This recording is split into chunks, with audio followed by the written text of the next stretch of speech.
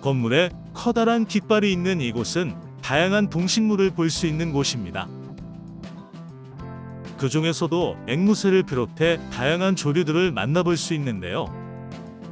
먹이주기 체험 등을 통해 자연과 가까워지는 시간을 경험할 수 있습니다.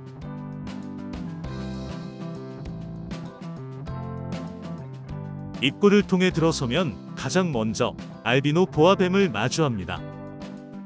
보기만 해도 오싹한 모습인데요. 몸집이 아주 커서 1m에서 4m까지 클 수 있다고 합니다.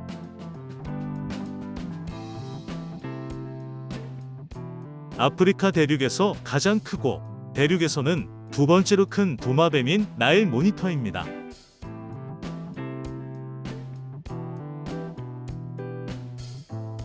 이솝우화에 등장하는 토끼와 거북이의 본종으로 알려진 헤르만 거북이, 그리고 사막쥐라고 불리는 몽골리안 저벨의 모습입니다. 주로 땅굴을 파고 생활하며 성격은 온순하고 호기심이 매우 많다고 합니다.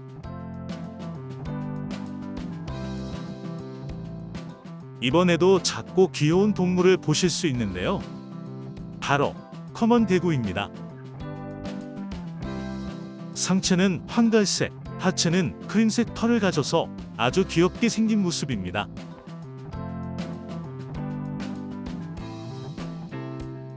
수생식물과 물고기, 그리고 새들까지 모두 함께 어우러져 생활하는 자연 환경을 만들어 놓은 모습입니다.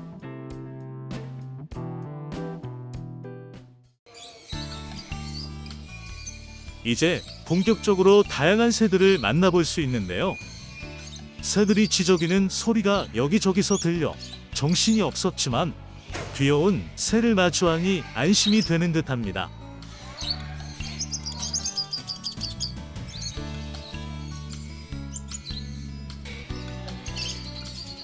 이곳 버드파크에서는 새들에게 먹이 체험을 할 수 있습니다. 먹이인 해바라기 씨를 손에 들고 가만히 서 있으면 태양 황금앵무가 날아와서 먹이를 먹곤 합니다.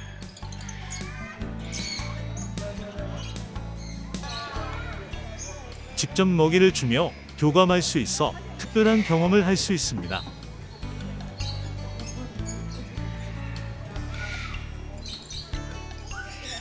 태양 황금앵무새는 약 30cm 정도 되는 중형 앵무새로 전체적으로 노란 빛깔에 주황 깃털이 섞여 있고 꽁지와 날개 깃에는 녹색과 청색의 깃털이 섞여 있어 이름처럼 밝게 빛나는 모습을 하고 있습니다. 이렇게 아름답고 이쁜 새들을 가까이서 마주할 수 있다는 게 무척이나 신기할 따름입니다.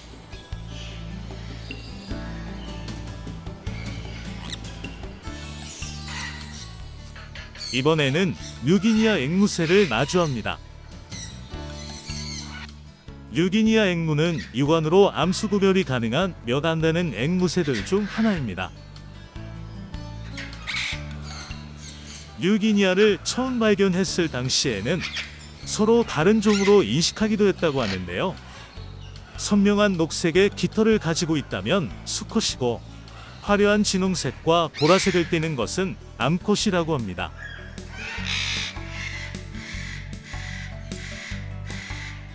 일반적으로 다른 새들은 수컷의 모습이 더 화려한데 뉴기니아 앵무새는 암컷의 모습이 더 화려합니다.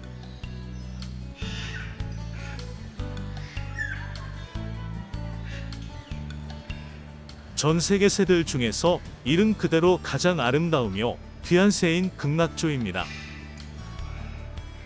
작은 극락조는 머리 위쪽에서 목과 등 쪽의 날개 쪽지까지 노란색의 깃털로 덮여 있습니다.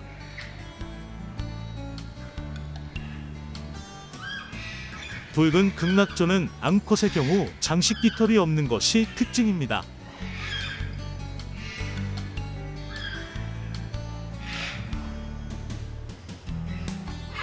깔깔대는 사람의 웃음소리처럼 크고 시끄러운 소리로 의사소통을 하는 웃음 물총새의 모습입니다. 대부분의 물총새와 달리 물고기를 거의 먹지 않고 곤충이나 작은 설치류를 먹는 육식성 새입니다.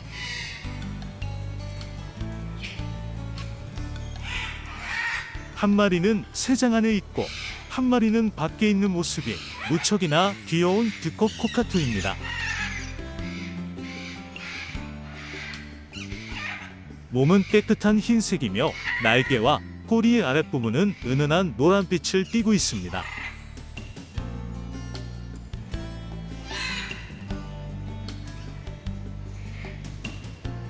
다정하게 붙어 있으려 하는 모습이 정말 이쁜 모습입니다.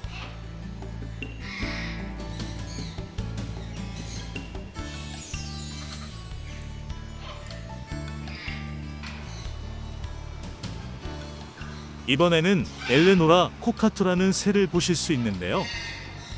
사람을 잘 따르며 친화력이 높아 강아지만큼 애교도 많다고 합니다.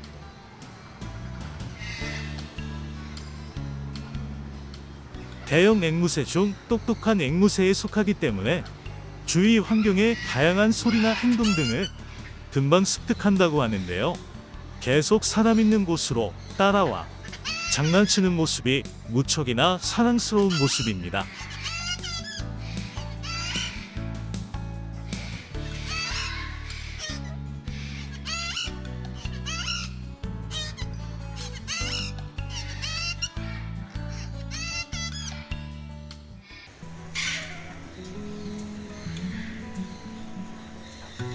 귀엽게 생긴 앵무새들의 식사하는 모습을 지켜볼 수 있습니다.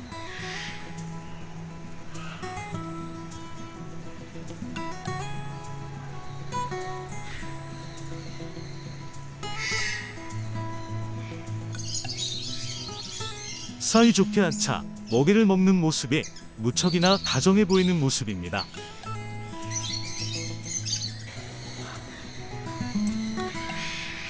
아마도 지금이 식사 시간인 것 같은데요. 모두들 식사하느라 여념이 없는 모습입니다.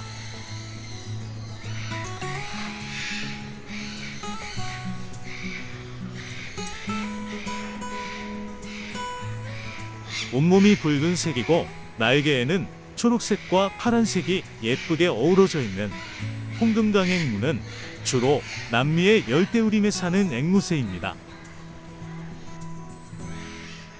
무시무시한 큰 부리를 가지고 있지만 상냥하고 친절한 성격 때문에 홍금강을 친절한 거인이라고 부르기도 합니다.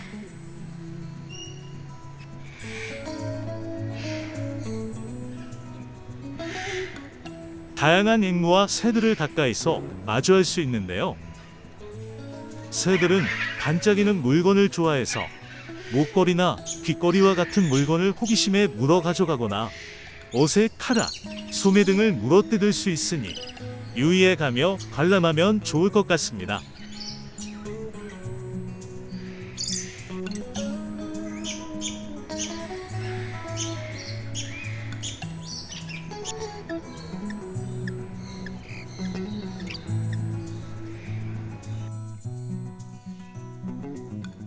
이곳 버드파크의 2층에는 새와 관련된 다양한 정보를 학습할 수 있는 교육형 공간이 마련되어 있습니다. 먼저 새의 다양한 특징에 대해 숫자와 연계하여 알아볼 수 있는데요. 새의 털갈이 주기는 1년에 1회 규칙적으로 깃털갈이를 한다고 합니다. 새는 하늘을 날기 적합한 신체적 특징을 갖추고 있으며 종류나 주변 환경에 따라 구조적 특징이 각기 다릅니다. 특히 부리가 있으며 이가 없는데요. 주변 환경 혹은 먹이에 따라 다양한 부리의 모양을 하고 있습니다. 또 발가락뼈는 나무에 앉기 편한 모양을 하고 있습니다. 이제는 볼 수 없는 세계 3대 절멸새의 이야기도 보실 수 있는데요. 새의 멸종을 막고 보호하기 위한 노력이 계속 이어져야 하겠습니다.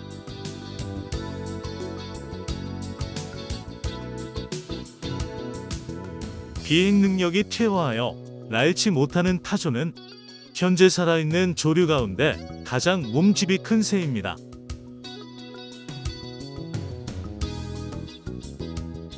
새는 깊은 숲속, 늪지, 광활한 바다 등 다양한 자연환경에서 살고 있습니다.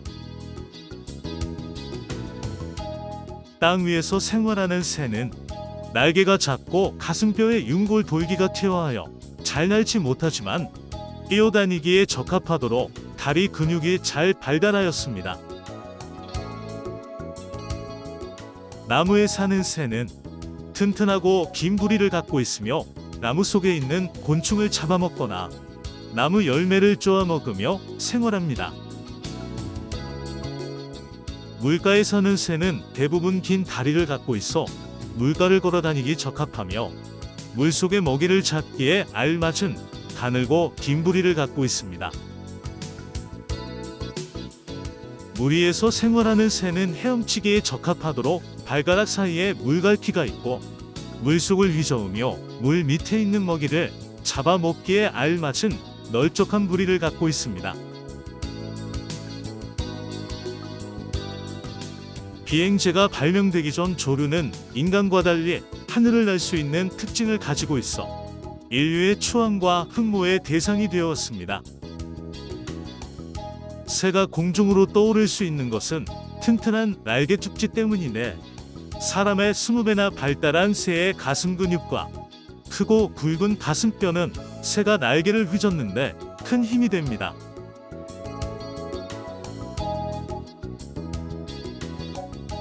날고자 하는 인간의 열망은 아주 오래전부터 시작되었습니다.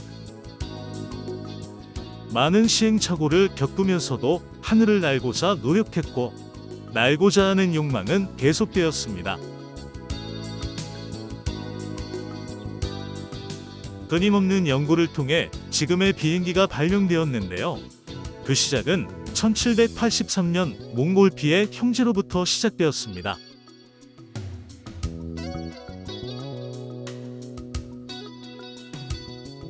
몽골피의 형제는 간단하고 자연적인 풍선의 원리와 기술을 이용하여 열기구를 띄웠습니다.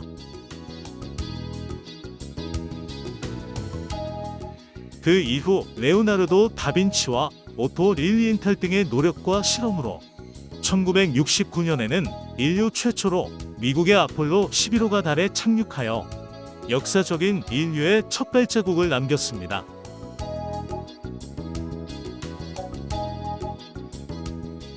옛날에는 먼 길을 가려면 최소한 며칠 동안의 기나긴 여행을 각오해야 했지만 이제는 비행기를 타면 지구촌 어디라도 하루 만에 갈 수 있습니다.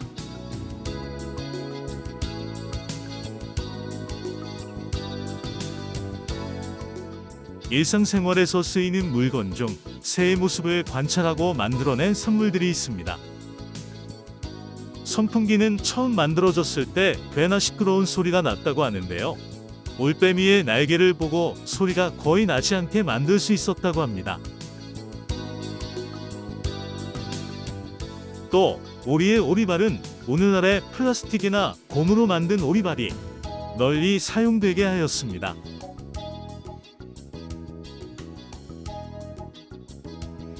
다양한 새들이 존재하듯 새마다 각자의 독특한 특징들을 가지고 있는데요. 세상에서 가장 큰 새는 알바트로스로 날개를 쭉 폈을 때의 길이는 약 203cm나 된다고 합니다. 카나리아는 유난히 공기에 민감해서 갱안에 유독 가스가 차게 되면 노래를 멈추고 비틀거려 건물들의 수호천사로 알려져 있습니다. 그리고 새 중에서 가장 지능이 발달한 새는 까마귀라고 합니다.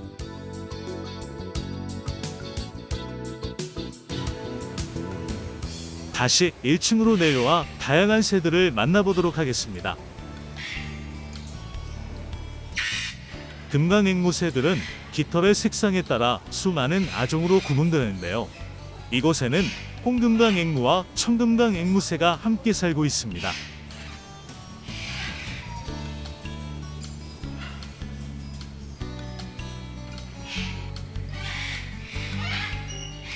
야자앵무라고도 불리는 팜코카투는 주로 우림 지역에 서식하며 분포도가 매우 낮습니다. 몸 전체는 검은 깃털로 덮여 있으며 도리어 붉은 뺨이 큰 특징입니다.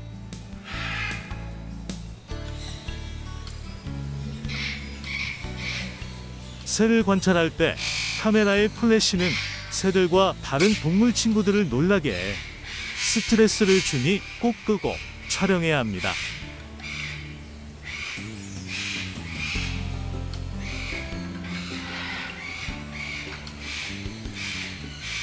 또 체험장 안은 새들의 공간으로 새의 배설물이 묻을 수도 있으니 주의해야 합니다.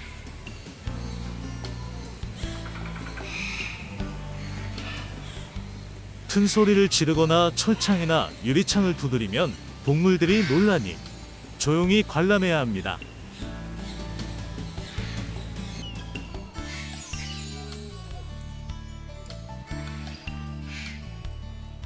새들은 건강을 위해 정해진 식단이 있다고 합니다.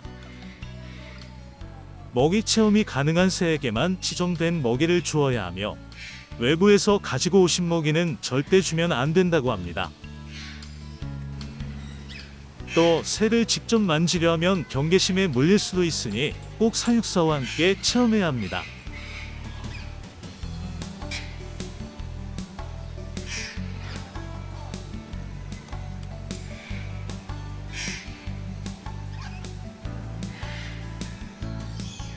마치 커다란 숲속에 들어와 있는 새장 같은 느낌의 버드파크는 너무나도 많은 종류의 앵무새를 볼 수 있어 너무나도 큰 경험을 얻고 가는 듯합니다. 각각의 종류마다 저마다의 특징과 매력이 있어 봐도 질리지 않는 모습입니다.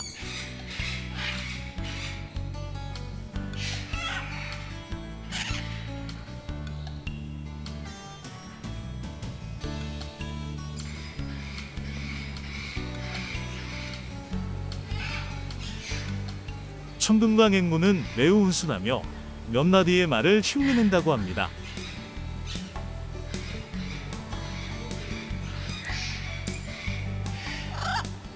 이 새는 몸집이 커서 가정에서 기르기에는 어려움이 있으며 부리가 강해 크고 견고한 새장만이 가능합니다. 청금강 앵무는 활동적이고 민감하지만 사람을 잘 따르는 듯합니다.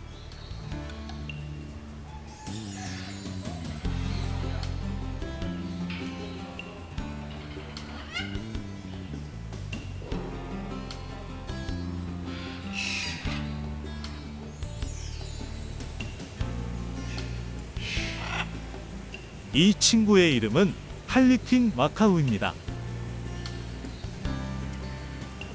홍금강 앵무와 청금강 앵무의 이세인 할리퀸 마카우는 홍금강의 순한 성격에 청금강의 화려한 깃을 담았다고 알려져 있습니다.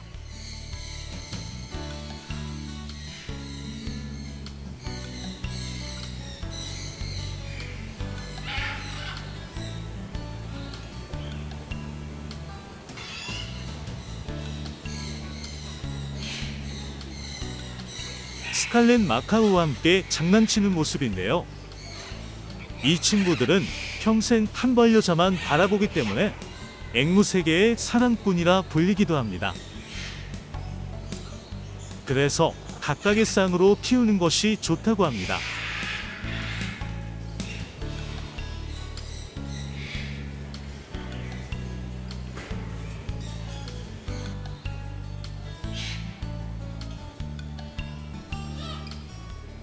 좁은 장소에 가두거나 장시간 한자리에 두면 반드시 깃털을 뽑는다고 하는데요. 어디서도 쉽게 볼 수 없는 특이하고 예쁜 앵무새를 직접 보고 만지며 교감할 수 있다는 게 믿겨지지 않는 느낌입니다.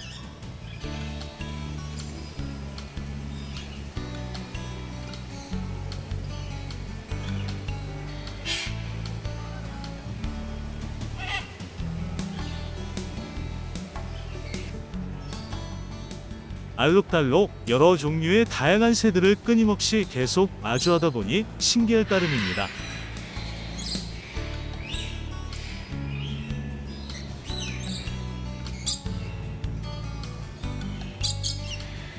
어쩌면 이리도 화려하고 아름다운 색감을 가지고 있을까요?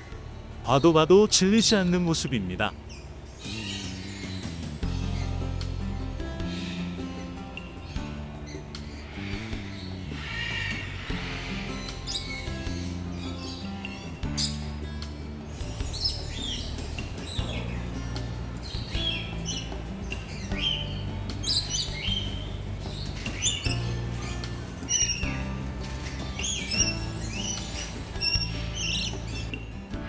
자세히 보면 볼수록 너무나도 사랑스러운 모습입니다.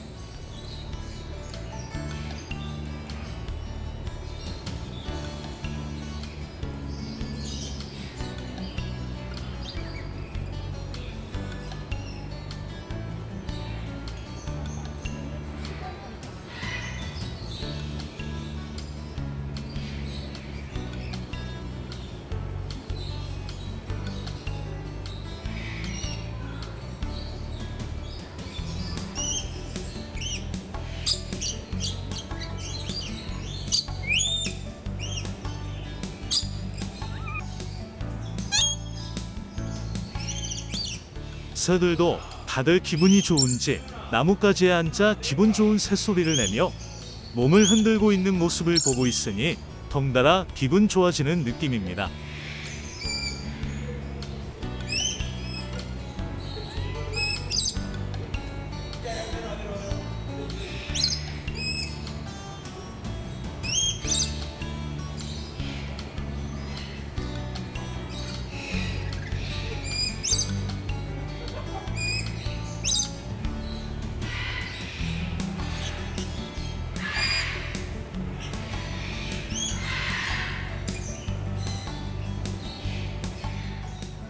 아이들과 함께 한다면 자연과 가까워지는 시간을 경험하게 해줄 수 있는 곳이라 더욱 좋을 것 같습니다. 아열대의 식물들과 어우러진 조경은 새를 감상하고 관찰하기에 전혀 부족함이 없었습니다. 특히 새들뿐만 아니라 다양한 동물을 다시 만날 수 있었는데요. 이번에는 알락꼬리 여우원숭이를 보실 수 있습니다.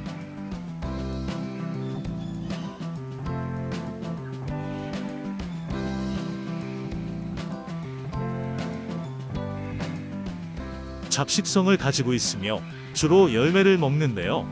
먹이를 먹고 난 후에는 햇볕을 쬐기 위해 팔을 넓게 벌리고 앉아 있다고 하고, 동료들을 좋아하여 저녁에는 우리 구성원들이 모두 같은 나무에서 잔다고 합니다.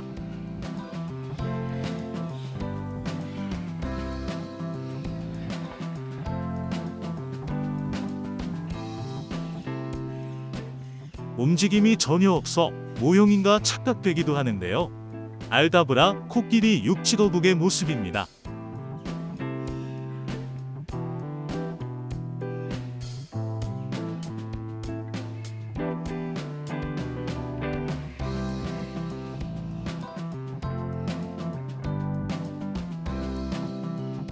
친칠라는 건조한 환경과 바위 틈에서 주로 서식하는 야행성 친구들입니다.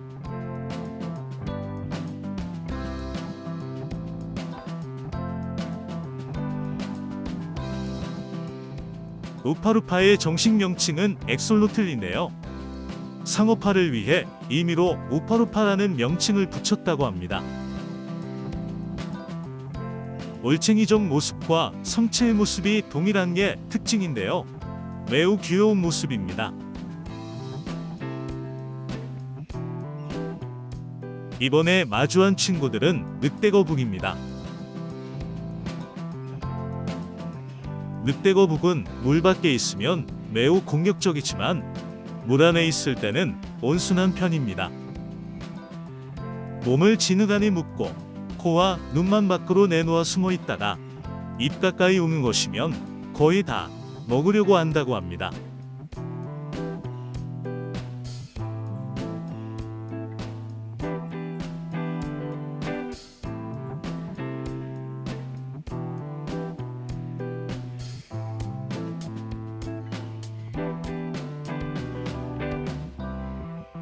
수조에 있는 다양한 물고기들까지 만나보며 다양하고 신기했던 동물들과의 만남을 마무리합니다.